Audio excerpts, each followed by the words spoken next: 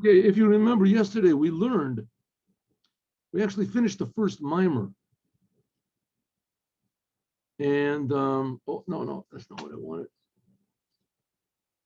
And we learned about the idea of Moses telling Aaron to lift up the lights in the Mikdash, the lamps, to light the lamps and to lift up the flame. And that it means inspiring love in the Jewish people. And this is a higher type of a love than Abraham bequeathed to all the Jewish people. It was a type of a love that only desired one thing, that God should be revealed in the world. And as long as God is not revealed here in the world, like it was on Mount Sinai, like it was at the beginning when the world was created, as a person is bitter. Bitterness, it's a love that comes from bitterness. And that's why the idea of the oil. Remember the oil that Aaron used to light the candles with, and it was hinted at also in the Psalm of King David that said, what is it? So what did we say? Psalm 123, that there's oil that comes down the beard of Aaron.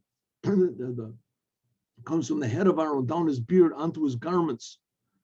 He said that was the oil, that was the wisdom, the life force, the godliness, which is in the Torah, and the beard are the commandments. And it comes down into the garments, means into the world. But oil comes from olives. Olives are bitter, and they also can only come out by means of crushing. Olives have to be crushed. So it says that's the attitude that a person has to have in order to really make this world a truly godly place, that you have to have a tremendous dissatisfaction with the fact that God is concealed, and that you're so in love with God and so a desire of God. Of course, what is God? God is the creator of all being. He's creating us right now. He's infinitely close to us. We don't even exist if God wasn't creating us. So a person has this tremendous love of God, but we don't feel it. All we feel is ourselves. So this is this bitterness. God is so good, and you have such a tremendous deep love for God, and he's not revealed here, as that crushes a person and makes him bitter. And this is what reveals this godliness of Aaron and lights the candles. Remember, that's what we learned last time. But here's a mimer we're going to learn that is a continuation of what we learned before. Is this being revealed to you? No, you can see it. No, you can't. Oh, let's 1 second. Why is you have to do like this? I see. I get it. Okay. No. Oh.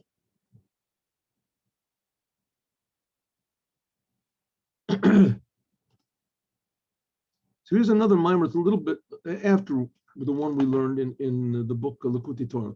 Balot Chatanero. Perush Rashi. What is it, Rashi? When Aaron saw the Chanukah Nesim, when Aaron saw that all of the different tribes, they brought their offerings, so he became very sort of, depressed, that he didn't have an offering. Remember, last week we saw all of the different 12 leaders of the tribes. They all brought an offering to the temple 12 different days, and Aaron didn't bring anything. He felt very bad.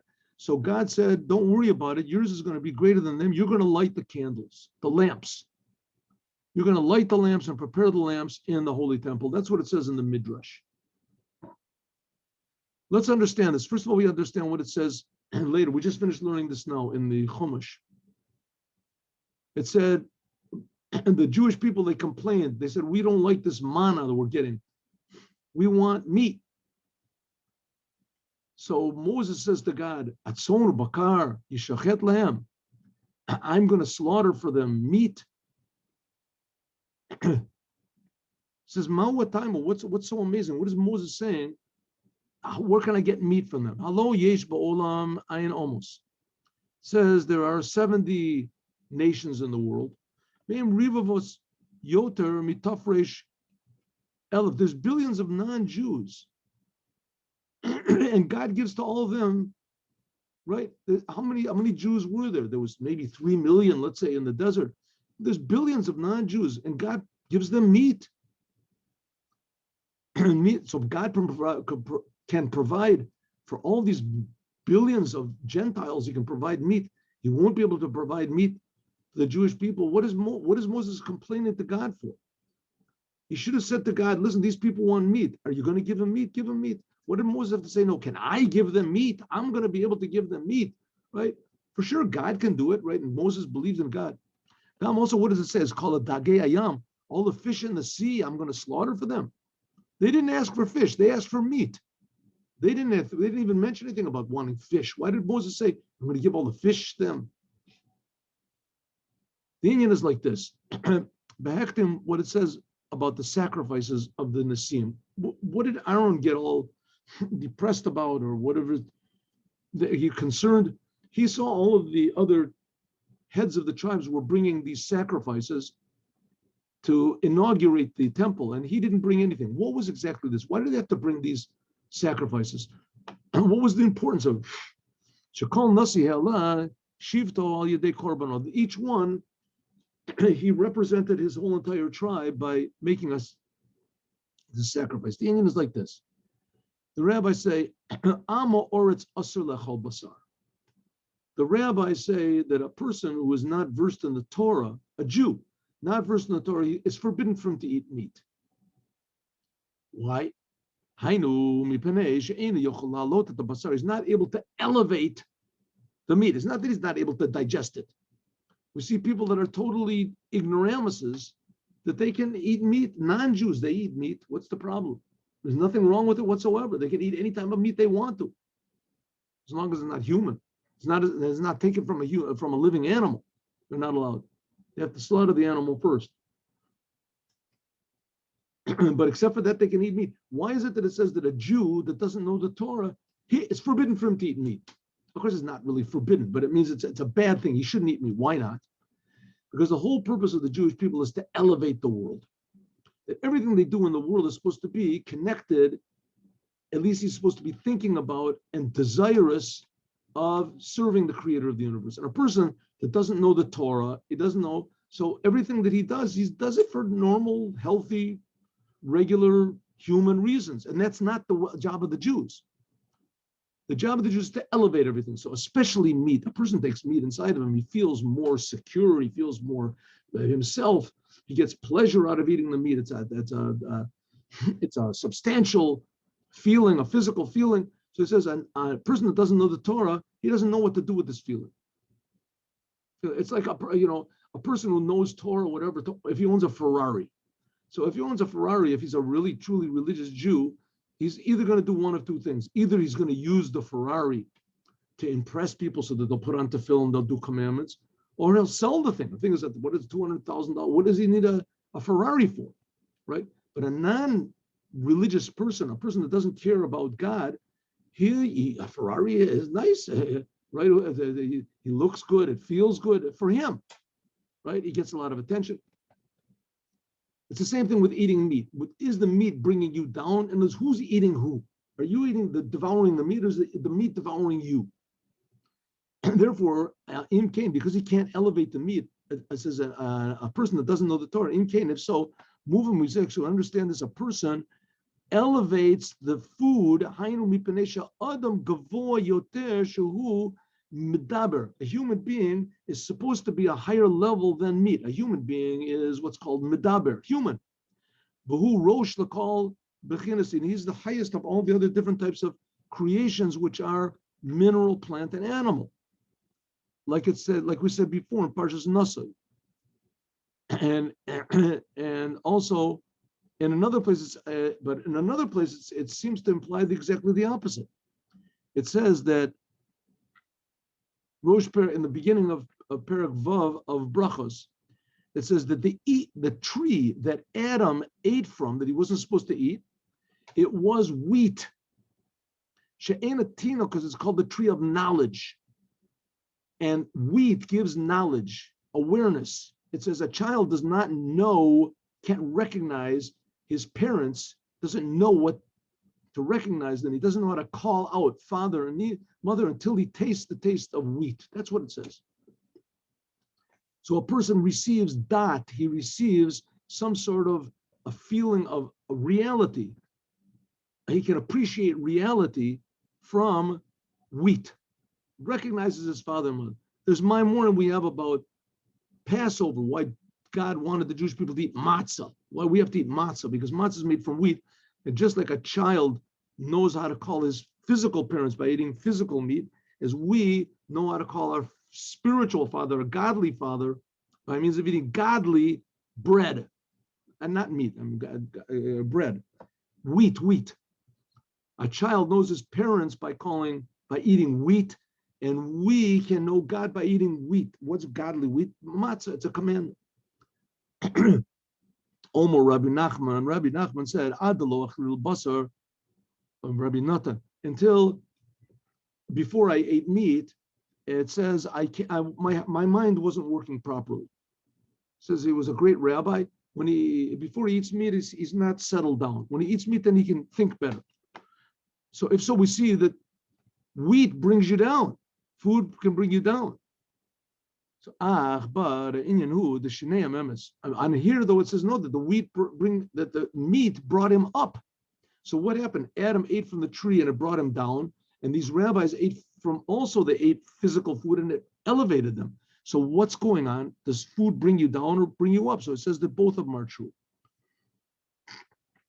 On one hand, the person is the food is below a person, and on the other hand, food can be above the person. It can elevate the person. Hainu ki kol atamim shall call me nitzmachim, all the tastes which are in all the vegetables and fruits and meat, also meat and the life which is in the animals, it comes from what's called the world of tohu, the world of what's called disorder. Shubachin is olam nekudim, which in Kabbalah it's called the world of nekudim. There's nekudim and barudim. It's a Kabbalistic level. Nevertheless, this is a world which is above the world of Atzilut. The world of Atzilut, this is what's called barudim. This is the world of Atzilut. There's harmony. In the world of what's called it's a stage in creation. The stage of creation, which is called Atzilut, this is already the beginning of this world. There's harmony. All the 10 sefirot are included one the other. And those inclusions are sub-included and sub-included. So there's infinite numbers of harmony and inclusion of all the aspects of God one with the other. Tohu is not that way. All the aspects of God, Chesed, Gevorah, Tiferes, God's emotions, etc., they're all separate. So that's why it's called the world of disorder. There's no harmony between them. Hainu, Kishorish Kol Achai, the source of all living things, animals, and it comes from the animals on the face of the chariot. Remember, we talked about that when we talked about the chariot of Ezekiel. That was in the Haftorah of Shavuot. This is the source of the souls of all of the animals. The face of the ox, this is the source of all the permissible animals. The face of the eagle, this is the face of all of the birds. So it says that these animals, they lift up the throne of God. That's what it says in the vision of Ezekiel. And on this throne of God is sitting this appearance of God. This is what's called the 10 sefirot of Atzilut in the world of Tikkun. That's the appearance of God. That's what Ezekiel saw in his vision. This was arranged in what we called order. We said all the sefirot are included one the other. Like it says, for instance, all those different levels of the chain of creation of the world. There's something like how a person has the limbs of a person, right? He has his digestive system, he has his endocrine system, he has all these different, the nervous system is very, very complicated, but nevertheless it comes out into be 248 limbs and 365 blood vessels. That's like the form of man. So we have God assumes, if you want to call it, the form of man. Why is man created? Everybody has two eyes, everybody has one nose. That's what a man is, because that's the way it is by God's plan of creating the world. That's called the image of God. Similarly, also, the soul is also all sorts of, is divided into, it's in the human being. In the brain is thought, in the mouth is speech, in the hands and the rest of the body is deed. This is called man. The Aleph of man, this is the level of thought. The Daled is Dibur, speech. And the Mem is Maisa, action. Kamoki, and similarly, it is by above. That the 10 Sfirot of Atzilut, which we said this is the image of God, they come down in an order. That's the man. And this is the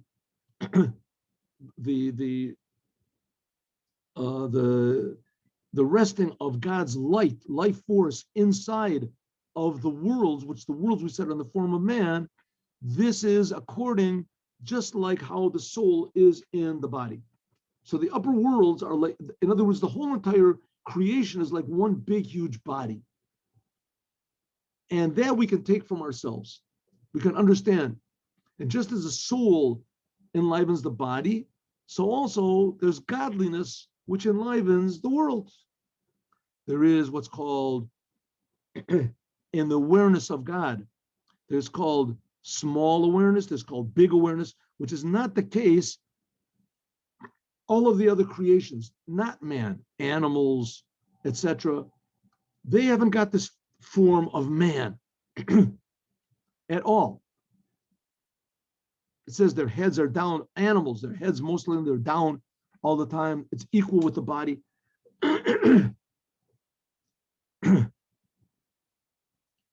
Also, the source of the animals, it says it's not in an orderly way. That's what's called the world of Tohu. All these animals which are in the throne of God, they elevate the throne. What does this mean? All these animals which are much below the form of man, which we said that's the world of Atzilut, but they elevate it. As the animals, they lift up this man that rides on top of them. So also the food in the world, the animals in the world can elevate us. The man that's on the throne, it can also elevate us to its source, which that's the world of Tohu, which is above Atzilus.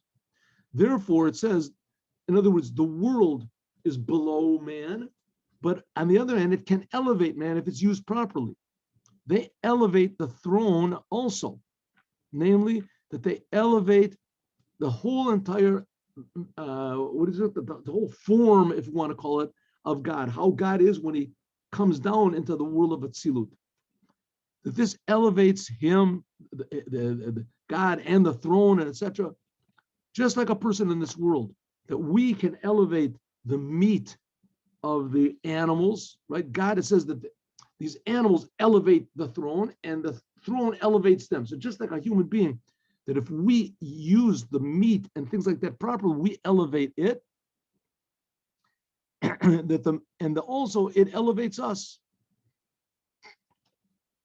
So this level of the meat,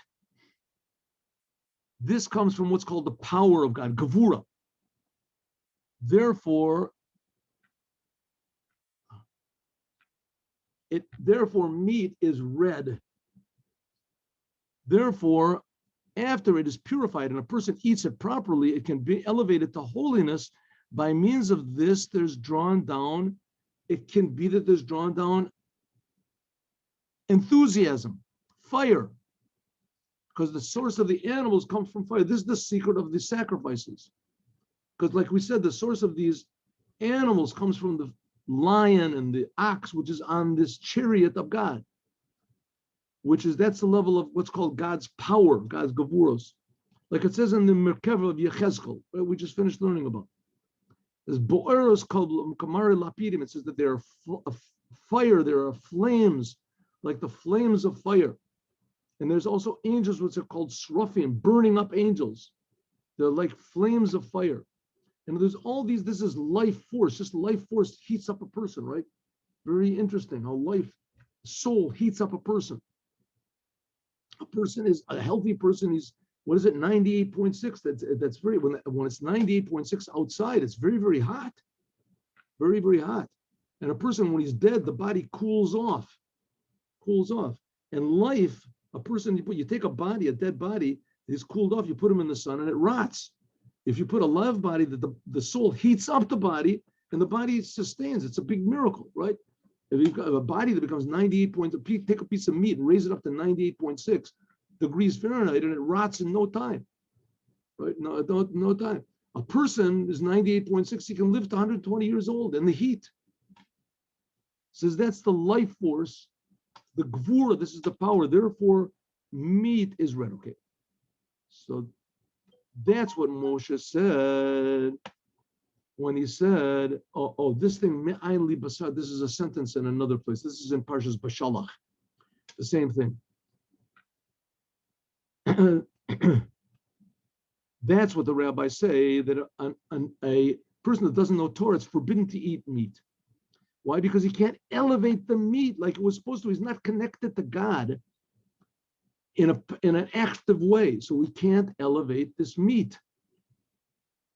Because from this power of Gevorah, this power of Gevorah, of power, it can make a person be exactly more. It can increase a person's egotism. He feels more empowered to do what he wants, not what God wants. Therefore, it says that a person that doesn't know Torah is forbidden to eat meat. That's the whole idea of elevating and etc. The cave, and since she'ein yochol, he can't elevate this meat, so it brings him down. Like it says, v'gilchat rosho. That's the whole idea of the Metzora and a Talmid Chacham. A person who's a Talmid Chacham, therefore he can purify this meat. Then the meat adds to him excitement and emotions to God. That's what Moshe said. How can I have meat? Me'ayin li basar. Where am I going to get meat from? What does it mean? Because Moses was so high, Moses was such a holy person, he was higher than even these levels of Gevorah, of this power of God that's found in the meat. Then Moses didn't need these things. He didn't need this excitement of God that you can be given by means of eating this meat properly and using the meat properly. Moses' whole thing was coming down to the Jewish people. And Moshe, it says, V'nachnu ma. Moshe said, who are we? Shehu b'chinas ayin tachlis abitl. Moses was totally surrendered and unified with the Creator. Even though Moshe did, yes, of course, Moshe had a tremendous burning love of God, but this love of God, this was not as a result of anything he did in the world. This was because of his tremendous surrender and unification with God. Something like Rabbi Shimon Bar Yochai, remember we learned. And this is called Gevorot of Abba. This is called the Gevorot of the level of Chachma, of God. This is like the Kohanim.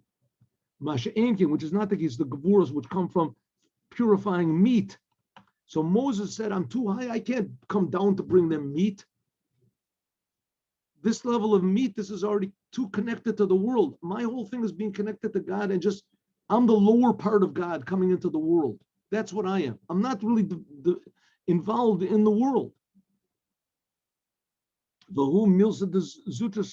This is a small thing to Moshe.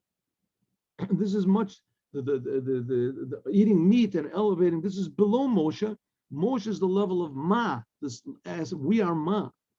That's what Moshe said, 600,000 are the feet of the Jewish people that I am among them. What does it mean, 600,000 feet? The generation of the desert, they were the pupils of Moses. And they were also from the same level as Moses, called Yesod Abba, called the aspect of Yesod, of God's wisdom. Which they were also had this level of bittul, surrender to God. That Moses was the level of Ma and Ayin. So now Moses is saying like this, the Jewish people, they're my feet. I'm their head. Now Moses is saying like this, am I going to give them meat? What does it mean? Moshe was speaking, and there's another place where says that's the reason why Moshe was, he couldn't speak, was covered lashon, covered peh, couldn't speak because he couldn't come down so low to speak that Aaron had to do it. We mentioned it before. Moshe was speaking about this level of Or Ein Sof, which is in Chachma, the highest level of godliness, we said. This is the level of Moses. And that's what he said.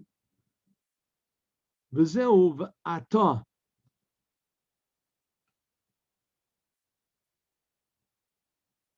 Ki chachma nikra ata.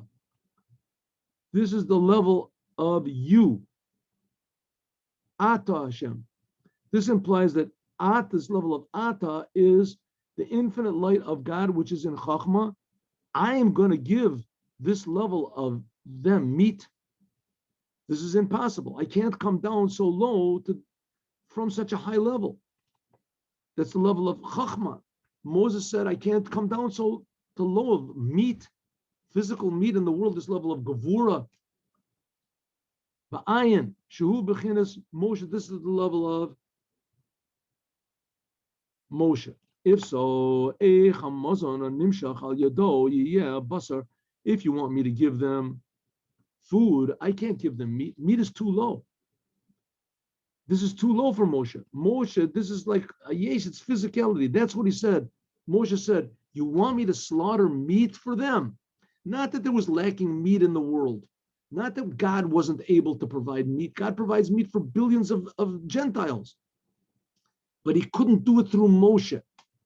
That's what he said. Now, since I'm Moses at such a high level, and you want me to come down to this level of Gevorah, of contraction and concealment, therefore I'll have to slaughter these animals. I can't do it.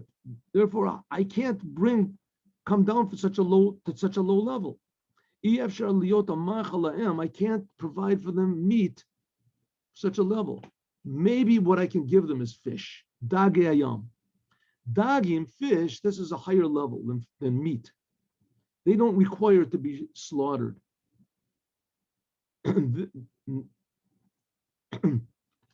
Said, maybe fish I can give to them. Said, nevertheless, even though the fish are higher up than meat is, but nevertheless, even that is too low down for Moses. Moses also said, I can't even bring them fish. So that's what he wants to say. Ayad Hashem tiksar. You think, God said back to him, you don't think that I have the ability to do this? The same way that I enabled you, Moses, to speak to the Jewish people. The same way that I want that I came down and gave the Torah on Mount Sinai. That was hard. Kamokan, similarly, it's even easier. I can bring down meat to the Jewish people. And that's what it says in the future, that every month, everyone will come to bow down in front of God. The novelty is that it doesn't say everyone, it says, Kol basar lishtachavo. It says in the future, through Moshiach, that even all the flesh, these levels which were so low that Moses couldn't go down to that level, they will all come to bow down to God. Shubechinas Gevuros, all this, they'll be drawn down to them, bittul, and surrender to the creator of the universe. And this is the whole, that's the whole idea of the slav, which God brought, which we didn't read about today, of this meat, these birds that were very, very fat that God brought. He wanted to show Moshe, you don't have to do it. All you have to do is believe in me. God said, I'll do the whole thing. That's the, the fatness that they had, the fatness of them. That was the level of slav, physical meat, but it had shemen. Shemen had fatness. This is the level of chachma that we said is drawn down to them. That the meat of these fat birds that came, that God forced on the Jewish people to eat for 1 month, this is Gevorah. This, like we said before, is tremendous contraction of God to come down low. But the shemen, the fat on them, this is chachma. This is the level of ma, like Moses. Namely, it drew down this level of bittul, of surrender, even in this physical meat. That's what it means. You think that the hand of God is short, that I can't do it. In other words, God is able to draw down this level of ayin, of chachmi aloha. I can draw it down even at the physical meat, as low as it is. And that's what God is trying to show to the Jewish people. This, that the Slavs were mixed up with all this oil, like we said, they were all fat. It was drawn into them this level of chachma, this level of ayin, and that they became a vehicle for God. and they could be expressed in the world. It says this is drawn down, this kindness of God, just like the lighting of the candles in the lamps of the menorah. There was also the same thing, the shemen, this oil. It was swallowed up in the wick, and it elevated, went up. That's the whole idea of making this physical world. That's the whole novelty of Judaism. The physical world becomes holy. A physical temple, physical people, physical commandments. This is also including what's called the emotions of God, chesed and Gevorah.